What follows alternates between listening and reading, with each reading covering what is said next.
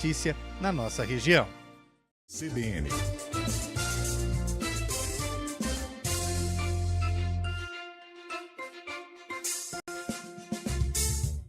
Agora 2h43, de volta com o Estúdio CBN desta quarta, e vamos falar agora do projeto que foi aprovado nesta semana pela Câmara de Campinas, que regulamenta a expansão urbana aqui da cidade. Essa é uma mudança que foi proposta pela Prefeitura, foi aprovada, portanto, mas divide opiniões. A medida é criticada, por exemplo, por ambientalistas que citam possíveis consequências na cidade, como enchentes, calor, falta d'água, e já quem defende o projeto e o próprio poder público também afirma que o texto garante aí a manutenção de áreas verdes entre 30% e 35%, que é um percentual acima de leis estaduais e federais, por exemplo, que exigem 20%. Para entender melhor esse assunto, nós vamos conversar agora ao vivo com o secretário do Clima, Meio Ambiente e Sustentabilidade, Rogério Menezes. Rogério, boa tarde, bem-vindo ao Estúdio CBN. Boa tarde, Tayla, boa tarde, Guarizo, e boa tarde a todos e a todas que nos acompanham na CBN. Bom, Rogério, eu queria primeiro que você explicasse para a gente, secretário, o que muda na prática com esse projeto. São permitidas aí construções, obras em locais onde antes não eram, né? Então, que isso muda em relação ao zoneamento aqui da cidade? Antes disso, Tayla, eu preciso falar do contexto histórico que nós estamos, que essa discussão está se dando. Nós estamos num momento da nossa história, depois de passar o século passado todo perdendo o percentual do território de vegetação, chegando ao mínimo em 1999, segundo estudos da Unicamp, a tese de doutorado da professora Dionetti, a 2,9%, 3%. 3% começamos o novo século. E 25 anos depois, 12 dos quais eu presenciei de dentro da gestão pública, chegamos já, né, de acordo com os dados oficiais do governo do estado de São Paulo, a 14,4% do nosso território coberto por vegetação, por fragmentos florestais. Isso significa que nos últimos 25 anos foi multiplicado por 5 vezes, boa parte é fato por recuperação natural, mas por aumento da fiscalização, por uma série de fatores de conscientização, inclusive, a área coberta por vegetação no município de Campinas. Então, de uma situação histórica do século passado, em que a gente vinha perdendo gradativamente vegetação, isso aconteceu no estado de São Paulo também, estamos numa fase de recuperação. Eu estive outro dia na reunião do Conselho Estadual de Meio Ambiente, foi apresentada uma projeção para o estado de São Paulo. O estado de São Paulo vai chegar a 2030 com cerca de 30% do seu território coberto de vegetação. Então tem dados acima do que nós temos ainda. Mas regiões como Campinas devem superar a casa dos 20%. Então, ao contrário do que se fala muitas vezes, né, porque a gente permite muitas vezes nas redes sociais uma discussão menos baseada em evidências, na ciência, em imagem de satélite. Não dá para brigar com imagem de satélite, Guarizo. Ou é ou não é, o percentual está lá ou não está. Então, contra fatos, não há argumentos. Nós vemos uma parte da nossa história que inverteu a tendência enquanto a gente veio no século passado perdendo percentual até o mínimo histórico de 3%. Hoje nós estamos a 14,4% a caminho nas projeções até 2030 para 20% do nosso território coberto de vegetação nativa. Dito isso, o que é a discussão que nós estamos vivendo, que vivenciamos agora e temos a lei aprovada e que o prefeito Dario Saad irá promulgá-la em breve. O que acontece? A partir do comando do Plano Diretor de Campinas, em 2018, nós tínhamos o Plano Diretor de 96, 2006, depois o processo atrasou um pouquinho, 2018 foi definido o novo Plano Diretor. Ali se tomou uma decisão, a Câmara Municipal, junto com a gestão da época, tomou uma decisão de abrir a possibilidade da zona de desenvolvimento ordenado, que ao contrário do que muitos pensam, não converte o rural para o urbano automaticamente. Isso é só à medida em que haja a pedido de aprovação de determinadas áreas, cria a possibilidade de uma parte das áreas rurais passarem para a urbana. Qual que é a quantidade hoje em que isso aconteceu? Qual que é o impacto, já que o plano diretor vem desde 2018? Nenhum. Não haviam parâmetros ambientais estabelecidos que permitissem a aprovação desses empreendimentos. Parâmetros ambientais mais restritivos, mais protetores do ambiente do que acontece na atual área urbana. Então, o que acontece? Não mudou nenhuma área, por menor que fosse, mudou ainda. Potencialmente ela pode mudar de urbana para rural. De rural para urbana. Não mudou. Só após a aprovação de projetos. O que a Secretaria ainda do Verde, agora do Clima, percebeu? Que para poder sequer analisar projetos que visassem a zona de desenvolvimento ordenado do plano diretor, nós precisaríamos definir em lei critérios mais restritivos. Então, quando você falou no seu anúncio, né, que tudo isso vai mudar o meio ambiente, eu já aproveito para ler aqui no artigo 12A, o parágrafo 6º, que fica bem claro, e ninguém vai poder mais falar de derrubada de vegetação, de risco ao meio ambiente. Fica vedada a supressão de fragmentos de vegetação nativa mapeados do Plano do Verde, Decreto 19.165, 6 de junho de 2016, e novos fragmentos identificados nos processos de pré-cadastramento e cadastramento da gleba situados na zona de expansão urbana, salvo nas hipóteses de utilidade pública ou de baixo impacto, quando não houver alternativa técnica e locacional ao empreendimento proposto, conforme já estabelecido pela Lei Federal 12.651, de 25 de maio de 2012. Agora, secretário, uma dúvida. Na prática, então, como é que a gente pode ter expansão urbana se existe essa restrição? Na prática, então, peraí. Não pode ter supressão de vegetação. A expansão urbana ela convive com a não supressão de vegetação. Essa é uma ideia equivocada. Desculpa te corrigir, Tayla, mas quem escreveu aí a introdução da sua fala não condiz com a realidade. Não tem supressão. Como pode ter retirada de vegetação?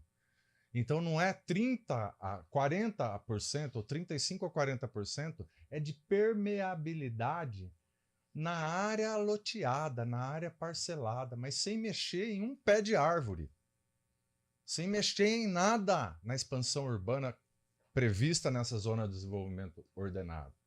Todos os corredores ecológicos do Plano do Verde vão estar incidindo também sobre a nova área de expansão urbana. Agora, secretário, se você me permite, na verdade, não se trata de uma correção. A nossa abertura reproduz, na verdade, a opinião de ambientalistas que criticam o projeto. Pois é. Por exemplo, a gente tem relatos aqui de pesquisadores da Embrapa que falam que, na prática, essa lei pode autorizar a exploração imobiliária de áreas que eram consideradas rurais. Isso é uma opinião então, essa é a opinião pessoal, de ambientalistas. por Exato. favor. Pesquisador da Embrapa, eu não vou falar o nome para não dar publicidade para ele. É uma opinião, uma militância pessoal, não é uma posição. Nós já perguntamos muitas vezes, em muitas posições desse pesquisador da Embrapa, que não há posição institucional na mesma linha. Então, cada um tem direito a militar, a ter a sua ideologia, mas nós vamos discutir fatos. Não, mas vamos para que fique claro, secretário, o que a gente traz aqui é que existem críticas ao projeto. E é não, isso que a gente existem tá dando críticas ao projeto, esclareça. mas eu estou dizendo que quando as críticas dizem que nós vamos diminuir a vegetação, nós não vamos. Quando as críticas dizem que na expansão do desenvolvimento ordenado de Campinas vai ter perda de conectividade, não vai. Porque todos os corredores ecológicos, todos os fragmentos têm que ser interligados, projetando os mesmos parâmetros do Plano do Verde para essa área de possível expansão urbana, caso a caso. Hoje nós continuamos a ter 50% de área urbana, 50% de área rural. Uma parte dessa área rural, ela tem a possibilidade, uma vez aprovados os projetos, de expansão urbana. Até agora essa expansão não aconteceu. E o que nós estamos fazendo? Vamos à vida real, como ela é. Antes da aprovação dessa lei, dessa nova lei, que incluiu parâmetros ambientais mais restritivos, não haviam esses parâmetros. Por isso, não avançou o projeto, não pôde ser aprovado projetos de expansão urbana. Após a lei, se compararmos todos os parâmetros de aprovação de parcelamento do solo em área urbana atual na nossa cidade, você vai ver que todos houve endurecimento no sentido da proteção ambiental. Então, onde se exigia permeabilidade de 20%, sem supressão nenhuma nenhuma de vegetação, viu? Se alguém falou aí que tem supressão de vegetação, não leu a lei. Tem muito especialista também que precisa ler a lei, tem a opinião dele, mas ele precisa ler a lei e ver na realidade o que está acontecendo. Então, o que eu estou falando é o seguinte: antes da aprovação da lei, que agora vai ser promulgada o prefeito da área, o que acontecia? Não tinha parâmetros para expansão urbana, não tinha os parâmetros ambientais. Agora o que acontece? Tem parâmetros ambientais. Então, qualquer projeto que for aprovado, em vez de 20% de permeabilidade, vai ter 30%, 35%, 40%. Então, vai chegar ao dobro da área permeável no parcelamento do solo. As áreas verdes, todas preservadas. Os corredores ecológicos e os fragmentos de vegetação, todos interligados e preservados. Mesmo assim, para chegar a alguma construção, algum parcelamento próximo aos fragmentos, estabeleceu-se zonas ao redor dos fragmentos para aumentar a proteção, para não dar efeito de sombreamento nesses fragmentos. Então, conectividade está garantida, as áreas verdes estão preservadas, a permeabilidade exigida nos parcelamentos está ampliada.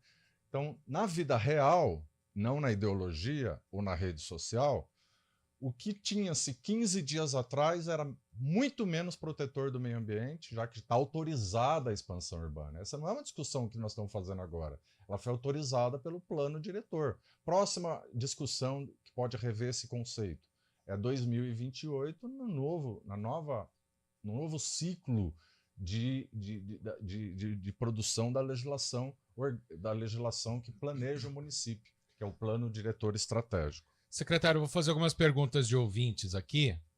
São dúvidas, né? Por exemplo, um deles, o Donizete, ele fala sobre reserva ecológica do Parque Prado, que não está exatamente nesse plano, né? Mas que ele diz aqui que é uma construção particular em cima de uma nascente. E aí tem um outro ouvinte aqui que questiona que como vai liberar para uma área urbana para fazer construção sem suprimir árvores, já que a frase é dele aqui, 2 corpos não ocupam o mesmo lugar no espaço. Não é fácil de responder. Não vai suprimir árvore, porque o parcelamento ele vai ser na área de pastagem, na área já impactada, na área que o parcelamento solo se implanta, sem tirar a vegetação. Isso está na lei, está previsto. Fica vedada a supressão de fragmentos de vegetação nativa mapeados pelo Plano Municipal do Verde e novos que venham a ser identificados no processo de cadastramento da gleba. Então, é a realidade. Então, se a gente vai criticar que a Secretaria do Verde, Meio Ambiente e Desenvolvimento Sustentável, agora a Secretaria do Clima e Meio Ambiente e Sustentabilidade, está definindo parâmetros ambientais restritivos para justamente prevenir impactos ambientais em possíveis aprovações de projetos da área de expansão urbana, quem decidiu a expansão urbana foi o Plano Diretor Estratégico 2018, que a cada 10 anos é revisto. A sociedade rediscute, vê o que deu certo, vê o que não deu certo. 2028 tem mais discussão, 2038 provavelmente outro plano diretor estratégico. Agora, secretário, a gente tem pouco tempo, então, desculpe interromper, para que a gente possa trazer aqui todas as questões. 2 dúvidas em relação àquelas construções que já existem, por exemplo, e já avançaram em áreas irregulares, já houve supressão de árvore, ou construções também em áreas de preservação permanente, por exemplo, que é uma denúncia que sempre chega. Nesses casos, essa nova lei tem alguma aplicação? E em relação à fiscalização também desses novos parâmetros. Na prática, né, como vai funcionar? Porque na teoria, tudo muito bacana, mas como isso vai ser fiscalizado, principalmente nessas áreas aí do município, onde já existem essa incidência aí de construções que são irregulares? São duas situações. Nós estamos falando aqui de uma lei que normatiza quem está no mercado legalmente. Quem está parcelando solo, quem está fazendo empreendimentos, quem está gerando empregos na cidade, legalmente. Então, nesse caso aqui, a gente tem um licenciamento ambiental, o empreendedor aprova, quando tem algum excesso, algum erro na execução, há denúncia, a gente fiscaliza, monitora e multa. CETESB também, porque quem aprova no final da licença é quem deve fiscalizar. Então, quando é empreendimentos assim de parcelamento solo, quem fiscaliza e multa, na verdade, é a CETESB. A gente só ajuda a CETESB no acompanhamento da fiscalização. O outro caso que você está falando é dos empreendimentos, por exemplo, na APA do Campo Grande. Esses empreendimentos são criminosos. Eles foram identificados por nós. Nós fomos junto com a polícia, por determinação do prefeito Dário no começo do mandato, no primeiro ano de governo dele.